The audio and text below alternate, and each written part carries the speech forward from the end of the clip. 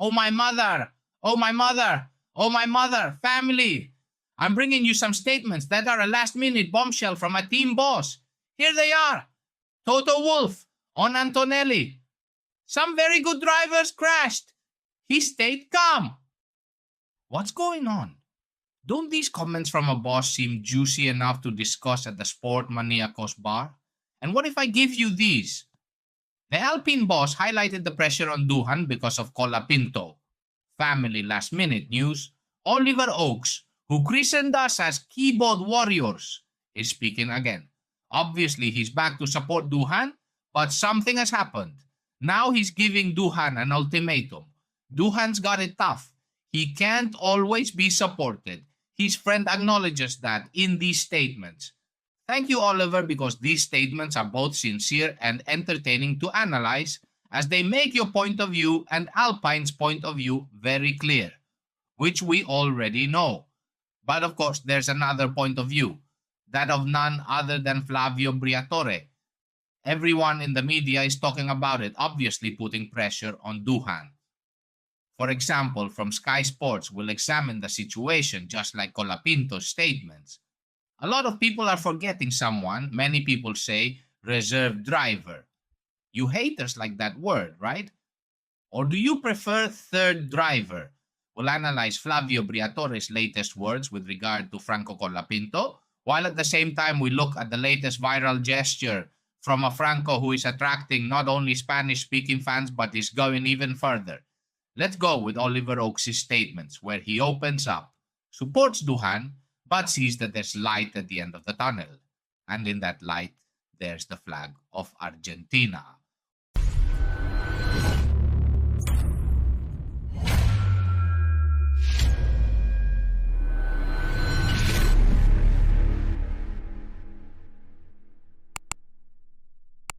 Welcome, Sport Maniaticos, to the F1 section on YouTube. Stay here, enjoy, and give a mega like as big as this if you want Oliver Oakes to also give Franco Colapinto an opportunity, because that's what we're here for, right? And we keyboard warriors are fighting for that. Now let's get into what the Alpine boss has said, who has openly described Doohan as a friend. Why is he doing that, Alberto, you might ask? Well, it's very simple. Ever since we at Sport Maniaticos explained the high-tech situation, he's basically said, yes, the keyboard warriors have figured me out. What's the point in hiding? We like this Oliver Oakes much more. We like direct, straightforward people. Oliver, we like you a lot more than, for example, Christian Horner, who seemed to be straightforward with Checo Perez, and then he turned his back on him. Anyway, now let's talk about all that. But first, watch all the previous videos so you know everything that's happening. I know you like telemetry, and this video about Fernando Alonso shows the telemetry of all the teams, so I recommend you watch it, and especially everything that's been going on with Franco Colapinto in recent days. I always want to thank all the new Sport Maniacos. There are more and more of us, and that's something to be thankful for. Even though it's symbolic, a small donation to buy Alberto from Sport Maniacos a coffee to reward him for his work and the early mornings we spend together as a family is greatly appreciated. You know that we have Sport Maniacos Argentina and Sport Maniacos non-Argentina, right? I made Sport Maniacos Argentina just for Argentina because of the time zone gap and so on, although some content will appear in non-Argentina too. It's purely symbolic to see if we're doing it right. Since early this morning, a lot of new Sport Maniacos have joined, all thanks for covering the Australian Grand Prix all night. Thank you very much to all of you. You know that if you become a Sport Maniaticos member, you get emojis, you get videos. We'll do live streams for you. And since we're few, we can open a WhatsApp chat for members, and you also get access to a WhatsApp chat with me. Thanks to all the new Sport Maniaticos. You have all the videos. These are all videos you need to check out because it's been a very intense season start, just like it was for Toto Wolff. Now let's get to the whole Alpine topic, but I wanted to mention this first because I think all of us who got up early with me at Sport Maniaticos this weekend had one thing in common. We enjoyed Antonelli's performance. All the rookies crashed, Everyone, everyone, everyone, except Antonelli. Antonelli did a great job, and not much was expected of him. Maybe he was the least expected to shine after last year's fiasco at Monza, where Colapinto also debuted and did well. Toto Wolff, who had already said he would bet on him for the entire season, throwing away what many sources had said about him possibly being the option to replace Checo Perez in 2025, well, watch the videos for members about Checo Perez for future years because I think I've said too much. Wolff on Antonelli. Some very good drivers spun or hit the wall. It was very easy not to finish. He stayed calm, and it was impressive. It shows he has a good future as long as his trajectory continues as it has. That's what he said. Meanwhile, it's already known that Antonelli has his seat guaranteed for the year, unlike Doohan. It was very difficult at first, Antonelli said. Behind the safety car, the tires got very cold. There was no grip, and with all those white lines, an indirect remark about Doohan, it's really tough because as soon as you pass over them, even in a high-speed corner, you suddenly lose traction. He's talking about what happened to Doohan. I was lucky I spun in a safe place after making that mistake. My confidence was a bit shaken, but the team did really well to calm me down and help me get back into rhythm. They made all the right calls on the radio. Then he said he could only shake his head, like it was just an incident and nobody saw it. It didn't appear on the TV feed, and then 90 seconds later there was a penalty for unsafe release, if I recall correctly, and they used their right of review. The stewards accepted that, removed the penalty, and in the end, he said he learned a lot. Yesterday was disappointing, and maybe it would have been a different race. You never know. It was good to experience the rear, but we don't want to start so far back anymore. It's been challenging, and especially on slicks, it was pretty scary, but I'm very happy with how it turned out. Excellent qualifying. He gets an 11 out of 10. Antonelli is the only one who passes and scores an 11 out of 10, which is a great job. Not so much like, for example, Doohan, whom we've seen all weekend. Right on cue, Oliver Oakes has spoken, and we need to analyze his words. I like them for their honesty, not because of his support for Colapinto. We know he doesn't support Colapinto because he has his own preferences. That's logical. Before Colapinto arrived at Alpine, there were already ideas and projects aligned with Oliver Oakes' friends. But Oakes knows, and is now very clear in these last-minute statements, that you can't consider friendships in the business world. And Formula One is a business. He acknowledges it, which makes him much more responsible. It's not responsible to put someone in a seat just because they're your friend. It's responsible to establish their pace, mark out their test sessions, put pressure on them so they perform, and if they don't, even if they're your friend, you take them out. You have them sell coffee, serve coffee in the pit lane, and pay them $9,000 a month if you like. But just because they're your friend, you can't put them in the seat if they don't have the pace or the qualifications. Despite whatever tales you might spin, Oakes is basically spinning them for nothing because the boss is Briatore. But I like this approach. He says, it's fair to say we generated a lot of noise and we didn't put him in the best position. He's literally making excuses for Doohan, which is obvious. Later at the end, you'll see how he gave him an ultimatum, but for now, he continues making excuses. Is he saying it's Colapinto's fault that Doohan went off track in the rain? Come on, man, come on. He's basically telling him, we have 900 people who depend on our decisions. So he's telling Doohan in public, I can't do anything else. You can read between the lines. It's obvious. He never got discouraged, Oak says, covering for him. He worked hard over the winter, and that showed in his performance. And then but how did it show if he's still someone who overdrives, etc.? True. And we sport maniaticos have acknowledged that after the disaster he caused in Abu Dhabi, with a car that could be in the top 6, like Gasly proved, finishing next to last wasn't great. Yes, he improved in that regard, but that's like putting me in an F1 now, and then 3 days later you put me in again, and you say I improved from 35 seconds of the pace to 33.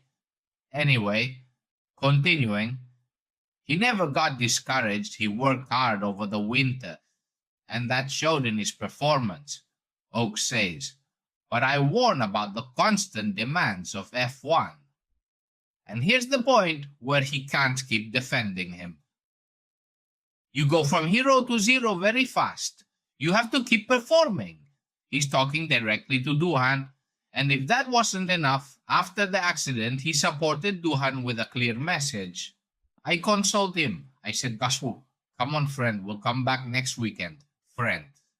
That's exactly what we revealed here at Sport Maniaticos. If we're ahead of everyone, it's because we dig deep. He had a great performance, and he wanted to keep that dynamic going between him, Gasly, and the engineers. It's fantastic. But hey, what about Polaron bringing you Kiwi Latte coffees? And about Colapinto, who brings you the fans for now, right? Since it doesn't seem like there's much more that can be done for the Argentine. Although I hope you'll give him time in the simulator. I've already explained why. And after the accident, Oaks backed Doohan. I've explained why, but he really can't do more. In fact, the Brit acknowledged that the lack of news in preseason increased the pressure around the Australian situation. But that's a load of nonsense. Listen and quickly forget it. It was a quiet winter except for the move of Lewis Hamilton to Ferrari, he says. The press was looking for something to talk about. Now I hope we can give them a few more races to settle. He's no longer saying that he doesn't intend to not give Colapinto a test or races. He's given in. But that line about Colapinto trending because there was nothing else to talk about in F1, Oliver, are you aware you're talking to a marketing SEO expert? Someone who runs a company doing this. People pay me for that. Oliver, are you asking me to investigate the impact of Colapinto's arrival in F1 to disprove your statement? That would be very easy or very difficult, you decide. Anyway, he ends with, but he knows he has to stay focused, and here comes the final bombshell. I can't always defend him. He has to speak on track. Bam, door slammed shut. Ultimatum. He calls him friend, defended him, justified him. He's the best friend you could have. If you don't have a friend, get yourself an Oliver for Christmas. But he can't keep going. Why not? Because he's telling you very clearly, I can't do any more. I can't keep defending you if you don't show results. And that's exactly what he's telling him. Sky Sports clarifies that. We'll delve deeper because there are brand new statements. It was a gloomy weekend all around, says Ski. And Flavio Briatore, the main advisor of the French team, shared a message about this chaotic start. It's not a good start to the season, Briatore says to everyone, claiming it is. Briatore denies it, because he's on our side, we know that. Briatore wants to always be at the top when we get it. He's a sport maniatico at heart. It's not a good start to the season, but we remain positive and look forward to the next race in China. Clear as day, he's telling you. Then the full report about Doohan continues to develop, about potentially putting Franco Colapinto in the seat this season. It's easy to be disappointed after a race like today's, Oliver says. However, without a doubt, there's a positive aspect to take from the weekend.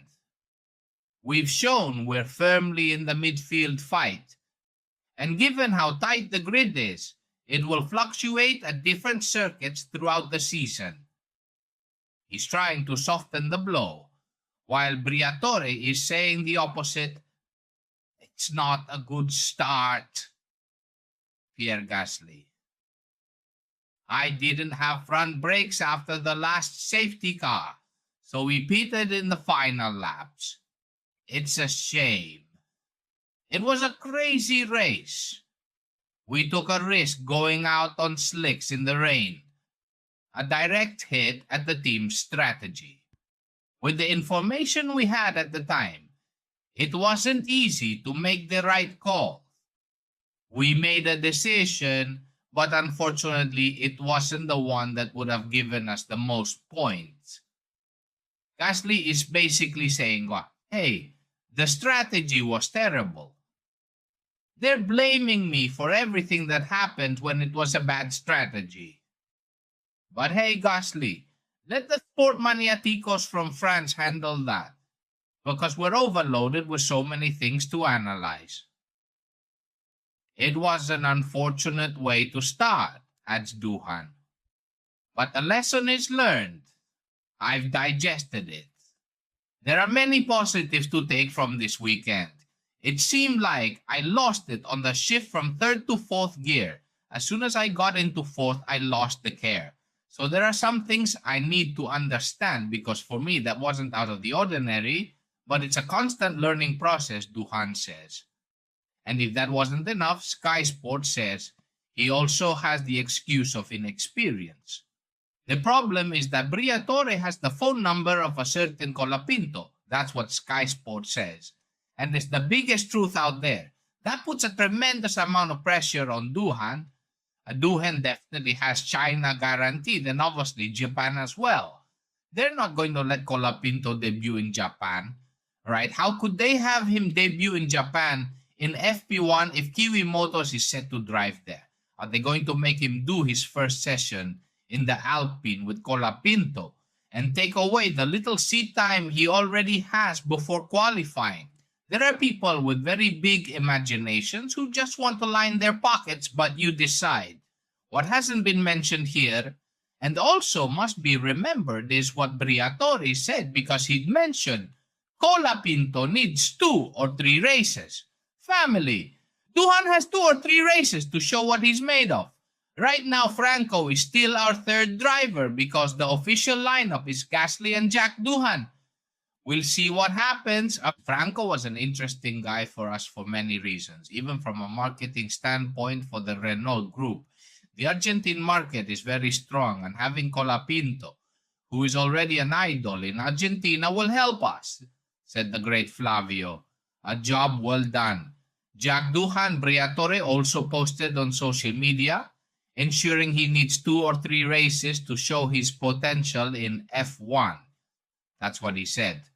What's unclear is whether he needs 2 ultimatums. The logical one from Briatore and the one from his friend Oliver Oakes. We saw it with Oliver. He does his best. They go back to 2022 with Oliver Bearman at Ferrari in Jeddah, and so on. He remembers being there with Schumacher and Alonso, then the rookies crash, etc. Hot speed is something you get right away, says Briatore.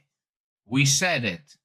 You can crash, but show me that without overdriving you can match Gasly's pace, as Colapinto did with Albon at Monza last year in his first race.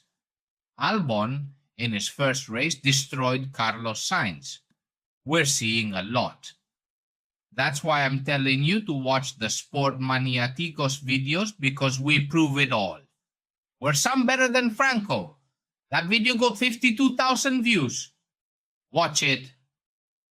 The clever move by Franco Colapinto when he ran into some hosts of a podcast that honors his number 43. What happened, Alberto? We've watched so many Colapinto videos. It's amazing how a third driver can get so much coverage. And you'll say, it's not like Colapinto was the star in Australia. Then how do you climb to the top of the mountain? You're at Everest, man. Because the opening of the season was boring. Right, Oliver? I'm sure all the F1 sponsors are thrilled with your statements.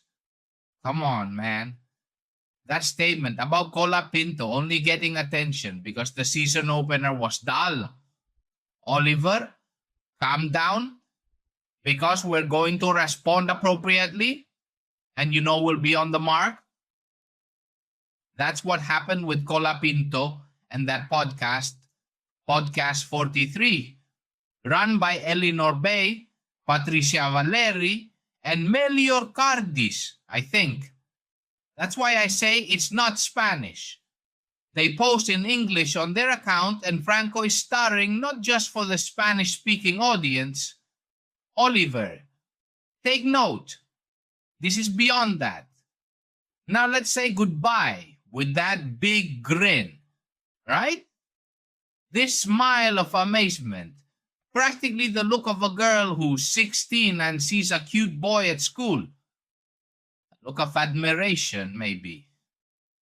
Oliver, just so you know, that face is because the Australian Grand Prix was boring, right? How you've outdone yourself. But don't worry, you can expect a fitting reply.